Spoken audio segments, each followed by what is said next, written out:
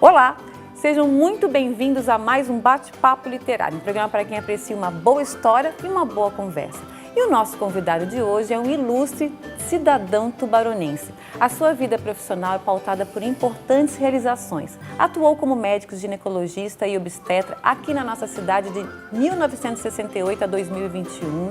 Em 1985 e 86 foi secretário da Saúde de Santa Catarina no primeiro governo de Espiridião Amin e na área política foi eleito prefeito de Tubarão em 1972 e 1992 e vice-prefeito em 1988.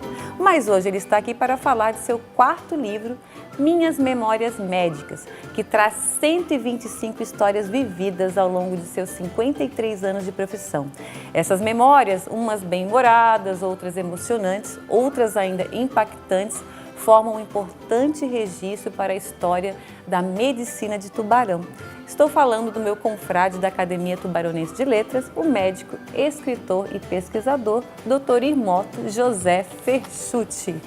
Doutor Irmoto, meu querido confrade da Catu, seja muito bem-vindo. Muito obrigado pelas palavras que a senhora dirigiu a esse simples mortal, né? Certo? Que mortais somos todos nós.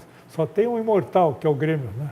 Que nada, o senhor é imortal da Catu, da Academia Catarinense de Medicina também, olha também, ali. né? Somos. Não é verdade? Mas essas duas imortalidades não contam para a vivência. Na verdade, somos imortais pelos nossos livros, né? Aí sim, aí sim. Aí sim, né, doutor Varmuth? Aí acredito. De deixar esse registro aqui, esse belo registro, diga-se de passagem, que faz um resgate aí das nossas... da história da medicina da nossa cidade, né? É, porque de 15 de janeiro de 1968 até 2021, né, todo esse tempo decorrido foi dentro do Hospital Nossa Senhora da Conceição, certo? Para que assim eu pudesse proceder, eu me dediquei muito como estudante. Passei do vestibular e no primeiro mês eu já comecei a frequentar o hospital que já frequentava antes para ver se eu tinha vocação. Meu irmão, que era médico, mandava acordar de madrugada quando tinha cirurgia, fazer cesariana. As enfermeiras daquela época não tinham telefone, elas iam lá em casa, chamavam, que era ali na praça, ali perto do hospital, chamavam, ó, irmão, o doutor Léo está chamando o senhor lá, e aí eu para o hospital de madrugada e vê-la, né, vê-la pacientes e vê-lo operar. E com isso eu fui criando uma vontade, um desejo pela medicina e realmente, apesar de não ter sido aprovado no primeiro vestibular, no segundo vestibular eu fui aprovado em Florianópolis, que era o segundo ano da faculdade, Sim. E aprovado também na Universidade Federal do Paraná. E aí o senhor cursou lá no Paraná, eu cursei né? lá e fiz a residência lá. Só que eu fiz residência de obstetrícia e ginecologia, mas eu frequentava o hospital o tempo todo, que haja visto o fato de que nesse livro tem várias citações de caso comum, né? São casos até incomuns, a senhora, quem ler esse livro vai ver que tem coisas aí escritas que não é de qualquer um médico, né, certo? Eu fui clínico, fui cirurgião, fiz cirurgia neurológica, né? Tudo isso passou na minha cabeça e tudo isso eu aprendi no hospital. Daí porque eu encerro a introdução dizendo que o melhor professor para quem deseja ser médico de verdade é o hospital. É a cabeceira do paciente, onde você passa, porque medicina também é repetição. Claro. Você vê hoje, por exemplo, eu conto histórias aí, 2 ou 3 aí. O tétano, por exemplo, eu vi só um na vida, né? Um rapaz lá em Curitiba que veio de Foz do Iguaçu com tétano. Aquilo chegou para que eu fizesse o diagnóstico de tétano aqui em Tubarão, uma menina de 7, 8 anos assim, né? Quando está aquela dúvida, o que é isso? Não, isso é tétano, aí vamos tratá-la como tétano e ela melhorou. E ainda tive a graça de, quando candidata a prefeita a primeira vez, em passando perto da casa dela, ser abordado pela sua mãe, vamos lá em casa e toda a minha família quer dizer para o senhor que nós vamos votar no senhor. Mas, então, eu gostei da medicina e continuo gostando da medicina, não tem dúvida. E se tivesse que voltar a fazer alguma coisa, eu voltaria a ser médico novamente. Que maravilha, doutor Irmoto, que bom saber disso. Ó, vamos começar pela capa, que a gente estava conversando, olha ali. Aqui na capa, vou pedir para o Fabrício colocar, ver se consegue colocar o livro de pertinho. Aí, perfeito. Obrigada, Fabrício. Quem são as pessoas que estão operando? A direita lá sou eu e a esquerda é o meu irmão, o Dr. Léo. Certo? Tá?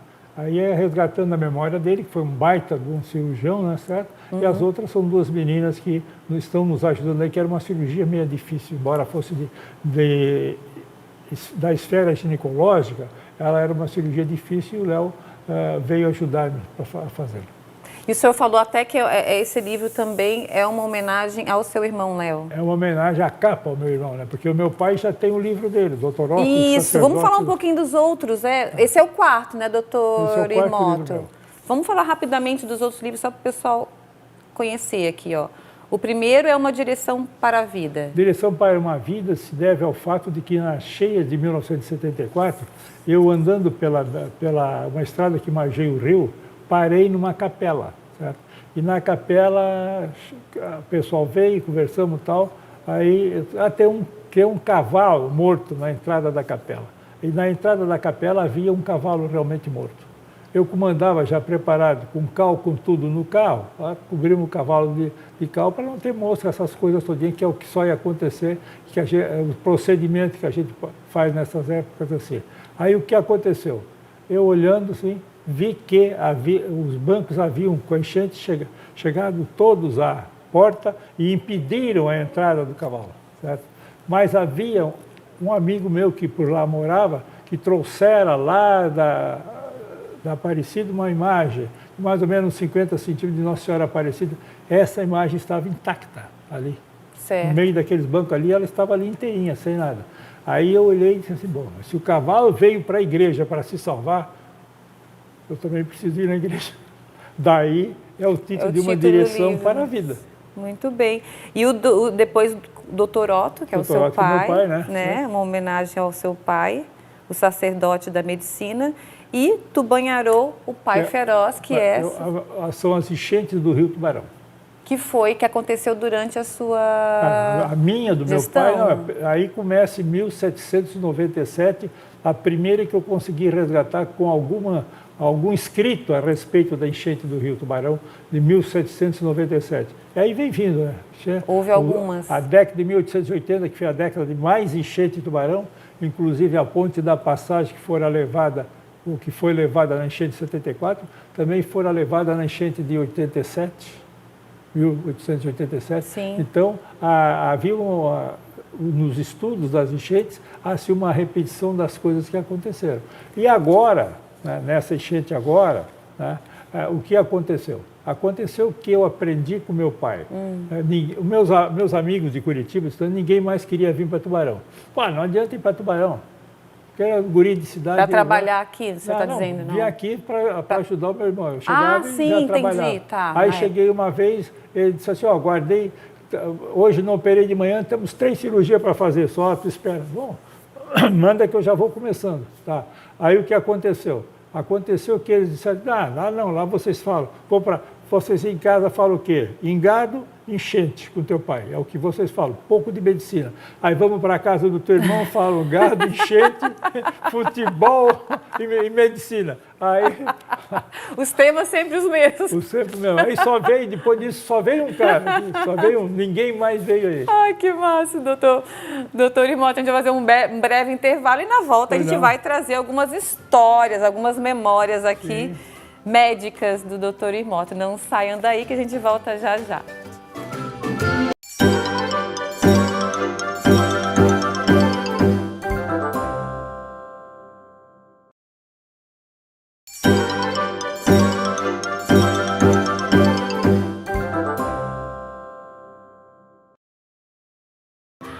Olá, estamos de volta e o bate-papo literário de hoje tem o prazer de receber o médico e escritor Dr. Irmoto Ferchucci. Ele lançou recentemente seu 4º livro, Minhas Memórias Médicas, que traz 125 histórias vividas ao longo de seus 53 anos de profissão. Essas memórias, umas bem-humoradas, outras emocionantes, outras ainda impactantes, formam um importante registro para a história da medicina de Tubarão. Voltando, então, agora vamos às histórias. 125 histórias. Uma pergunta que eu tenho. Essas memórias, você resgatou de você mesmo ou você teve que ir atrás de algumas pessoas? Não, Como é que foi não teve esse nada. processo de pesquisa? Os últimos casos aconteceram de pacientes que chegaram no consultório. Por exemplo, o sorriso não aconteceu. Uma das últimas histórias do livro. A última daquela senhora, mas ela aconteceu, complicou, tal, aí voltou lá. Essa do sorriso não aconteceu, interessante. Ela estava de luto, fazia um mês que a mãe tinha falecido, né? Ela não sorria. Né? Ela estava de roupa preta, estava dizendo, bom, o que será que aconteceu contigo? Aí nem eu sabia que a mãe tinha falecido. Aí a acompanhante, que era uma tia, disse, não, mas a minha irmã faleceu. Aí por isso que ela não sorriu. Aí foi aonde, conversando com o senhor Pedro, né, que era quem corrigiu o português, ele disse, vamos fazer, eu digo, sorriso e tal. Não, sorriso não aconteceu. E realmente, naquele caso ali, o sorriso não aconteceu. Não aconteceu. E aquele caso ali, então, ficou marcado. E aí, por isso que veio na memória. Veio na memória. Mas não tem nada descrito, não constei nada. Isso veio tudo da minha cabeça. Mas eu vi também algumas passagens em que o senhor... Acho que o senhor lembra do fato e você vai conversar com as pessoas, né? Sim. Fazer entrevista e tal. Né? Sim, eu vou atrás. Aí vai atrás, né? Atrás do pessoal para ter certeza, né? E até para conseguir mais dados para melhorar a narrativa, né? A narrativa. E essas memórias, então, o senhor escreveu de uma só vez ou o senhor foi guardando ao longo do tempo? Fui escrevendo depois do Tubanharão, né? Aí eu comecei a escrever minha memória médica e fui escrevendo. Como agora eu já tenho mais da metade das minhas memórias políticas escritas. Então será o próximo livro, provavelmente. Será o próximo livro, sem dúvida nenhuma. Então vamos às memórias, né? Doutor Irmótto, eu li aqui várias. Eu queria começar falando do nome, porque na introdução o senhor fala como é que é formado o seu nome, né? E o da sua irmã também. Conta pra gente, é interessante. Meu pai era Otto. Isso. Otto aqui no sul é com O aberto. Não é Otto, é Otto. Tá. Né? Certo? Então, meu nome é Irmótto por quê? É Irma, o nome da minha mãe e do meu pai Otto. E a minha irmã, a mais moça que eu, ela é Otirma. O que é? Ela é Otto e é Irma. Então, a junção dos dois nomes, do Irmótto e da Otirma, derivam do nome do meu pai e da minha mãe. E vocês são os dois únicos que têm essa mistura do nome do pai e da mãe. Aí tem dos mais velhos, por exemplo, as mulheres, todas elas começam, né, A, B, C, A, todas elas têm o mesmo, Alza, Elza, Ilza, todas elas terminam. Tem a vogal e o mesmo terminal.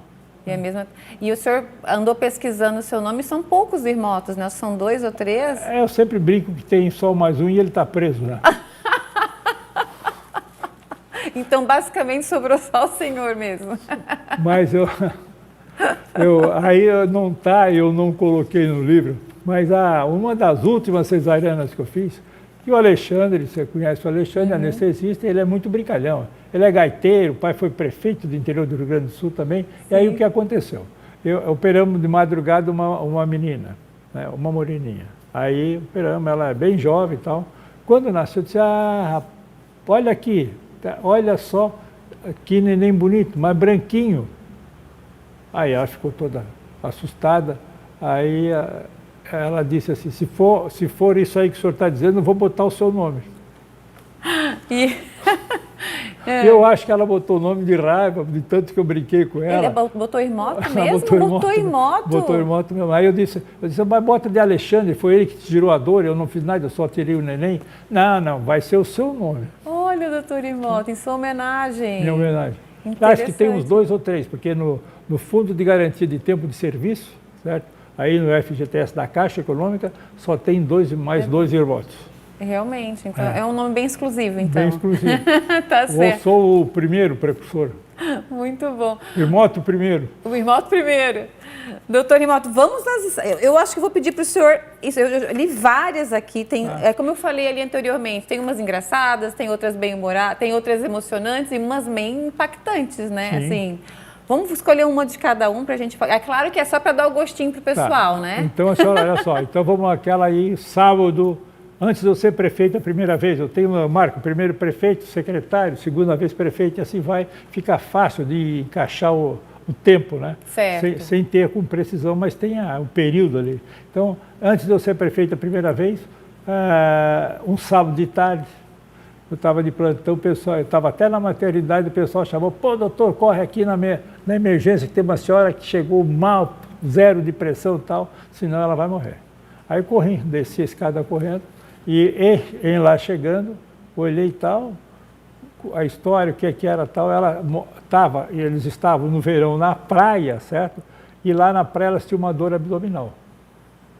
Tinha dor abdominal, claro, e daí começou a desmaiar, vontade de vomitar e tal, e começou a ficar pálida. Chegou em Tubarão, 0 de pressão. Tá, tudo bem, corre, bota soro fisiológico, pega sangue e tal, mas anda ligeiro. Aí eu peguei o marido dela, trouxe-o até o elevador ali na emergência, tu ficas aqui. Eu conhecia a família, ficas aqui e segura o elevador, porque eu vou subir para acelerar, certo? Não sei se a tua esposa vai descer viva. Não sei, não tenho certeza. Vou fazer tudo que eu sei e que será possível. E subimos ele já faleceu e até hoje ela está viva.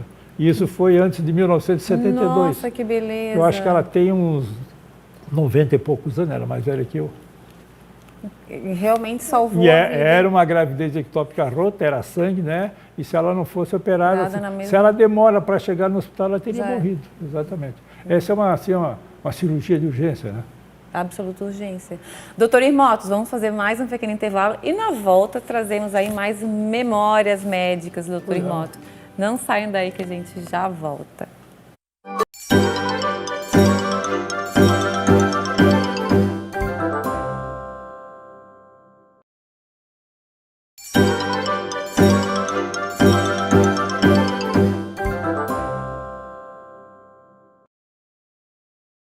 Olá, estamos de volta e o bate-papo literário de hoje tem o prazer de receber o médico e escritor Dr. Irmoto Verschutti. Ele lançou recentemente seu 4º livro, Minhas Memórias Médicas, que traz 125 histórias vividas ao longo de seus 53 anos de profissão.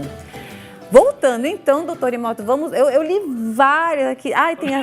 Tem essa aqui das paradas cardíacas, eu fui selecionando algumas, mas eu queria que o senhor me dissesse uma memória que marcou, além dessa que o senhor já contou, é claro, mas que marcou o senhor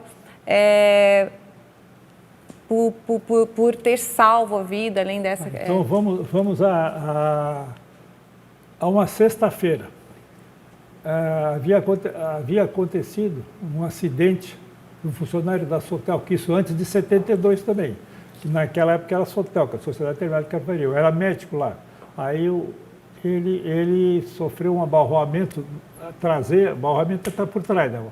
O cara ela veio, bateu atrás e jogou para frente. Ele vinha na lambreta pela BR, naquela época só, para visitar o pai que havia sido operado no hospital.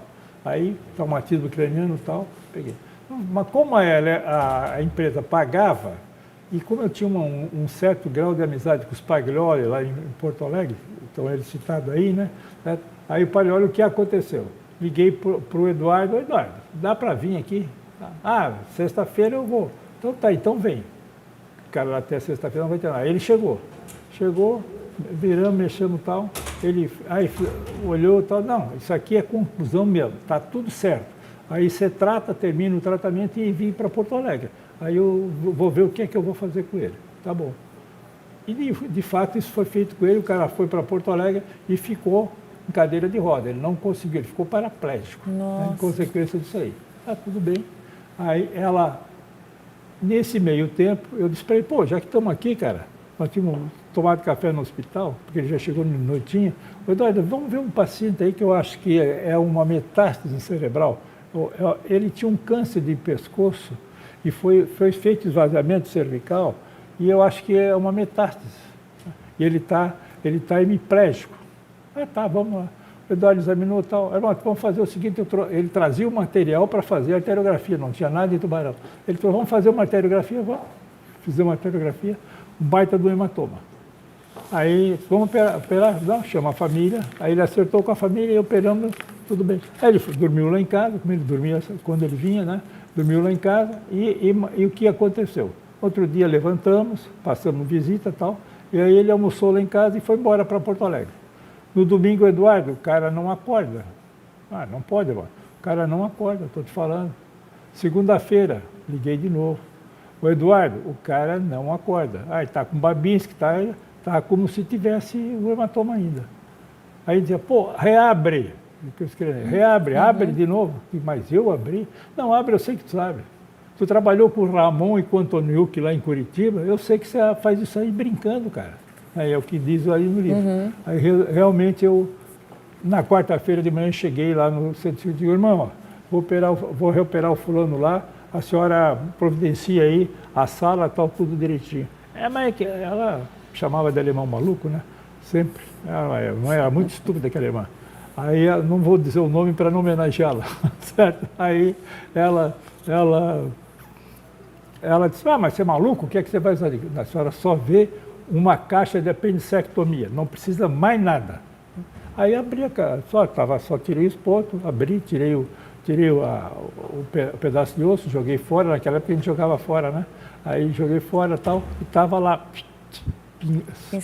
pingando. Aí eu disse, a senhora chama o Léo aí para mim que eu quero mostrar para o Léo isso aí. Aí mostrei para o meu irmão, ele estava ali do lado, Léo, olha só aqui, nem entrou nada. Ah, tá bom, não tem problema nenhum. Aí fechei direitinho, como médico da roça que era e sabia, né? E havia aprendido com a Adir Molinari, muita gente morre por não ter posto o dreno, e o dreno salva muitas vidas. Eu peguei, eu digo assim, bom, se eu botar um dreno, o que é que vai acontecer? Se eu colocar um dreno, era um raciocínio lógico, vai sair pelo dreno. E não vai ter a compressão sobre o cérebro. Sim. Eu peguei, botei um dreno em cada ponta da e deixei. De noite, fui passar a visita. Naquela época, botava na UTI, você era responsável pelo teu paciente. Sim. Não tinha internista, né? Sabe? Sim. Aí fui lá, as meninas perguntaram, doutor, o cara tá acordado. Acordado, meu não pode. Deus. Tal. E o cara ficou acordado, não é certo? Certo? Ele tem até um parente médico hoje em dia, né? E ele faleceu muito tempo depois né? numa boa cenada. Né? O único pecado é que até hoje não pagaram a cirurgia, então, no caso.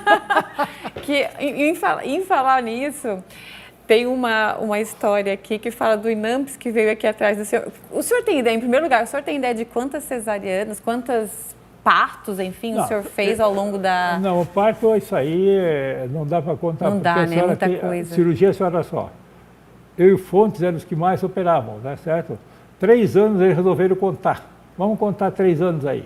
Em 3 anos, eu sempre passei, 3 anos seguidos, eu sempre passei de 700 cirurgias. Gente, então se for somar... Aí teve um ano que faltaram 2 cirurgias, para que eu tivesse 2 cirurgias todos os dias. Contando sábado, domingo, feriado e... Quantas horas o senhor passava no hospital, entre hospital e consultório, né? Ah, isso. O consultório do senhor era do lado praticamente dentro do hospital, né? Era aquele barraco de madeira que ficava assim, ó, nessa porta aí, aí lá entrava no hospital. A irmã Lisete, que era quem atendia o plantão ali na sala de emergência, ela batia por código. Ela batia. Você tinha um código interno ali. Tinha um código interno meu e dela que ela batia, eu sabia. Que era ela. Cansei de algumas. A senhora segura só um pouquinho que eu vou só ali olhar e só orientar para saber o que é que faço. Às vezes era uma parada cardíaca, era um acidente mais grave e tal. Aí ela só batia por código. Você já sabia. Aí eu era praticamente, era o que morava mais próximo do hospital. Tanto morava quanto o consultório era o mais perto. Era o mais perto. E o senhor passava praticamente... se a senhora perguntar para minha mulher, se a senhora perguntar para minhas filhas, vamos dizer quanto tempo eu passava. Morava, né? Morava. Eu passava. E fui o primeiro médico de plantão a dormir no hospital. Morava do lado e fui dormir no hospital. E dormia no hospital. Realmente é um sacerdócio, né, doutor Irmoto? Mas tem uma história... Fale aí. Para a gente encerrar, então, vamos contar essa... Tem uma história bonita aí a Ana até, como eu chamava ela, Ana Cabeluda, porque ela era uma morena do Capivari, tem uma fábrica lá no Capivari, hoje em dia, as meninas chamam, doutor Irmoto, vem correndo, que o neném, nós vamos perder o neném, vem correndo. Era inverno, sempre dormi de agasalho, só botei a jaqueta por cima, a Bonnie, e me mandei. Cheguei já jogando tudo no chão, né? Só botei uma luva e fui. Era um parto pélvico, né? E elas sabiam quanto eu gostava de trabalhar com parto pélvico. Eu achava lindo o parto pélvico. Achava lindo. Eu ainda acho hoje em dia, né? Aí fiz tal. E tirei o neném, e o neném estava meio chumbado. Fui aspirar o neném do lado. Porque a pediatra estava lá no centro cirúrgico. Não deu tempo dela chegar. Não dela chegar.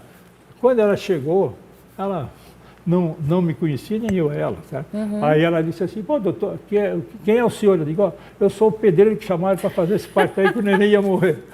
Aí, até hoje, quando ela passa por mim, né, eu digo, eu sou o pedreiro, a senhora conhece o pedreiro? E aí salvou a criança. A criança salvou a mãe, né? Também, mas aí tem aquele do... tem coisa escabrosa aí.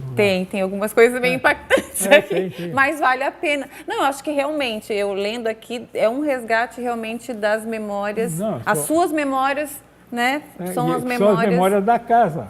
Exatamente. Ontem tem M no final, né? Você sabe, como diz a minha filha, pai, não é ontem, é ontem, com M no final. Tá, tudo bem, minha filha, querida. Tá. Aí, ontem eu fui lá no Bradesco conversar com o gerente lá, só por causa de um problema de internet e tal.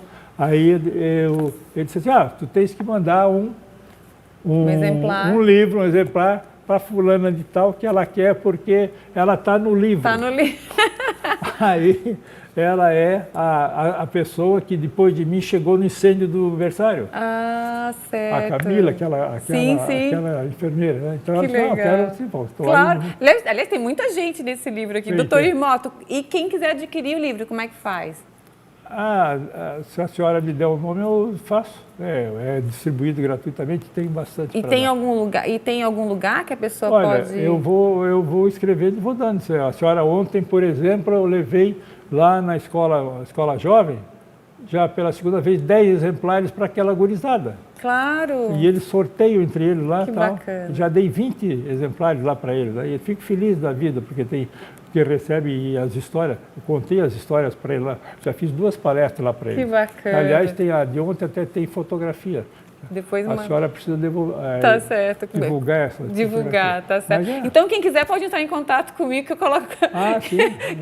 que eu faço esse meio campo aqui, combinado. Doutor Irmoto, a gente está chegando ao fim. Sim. Obrigada, parabéns. Que pena. Nem fala, tá muito boa a conversa.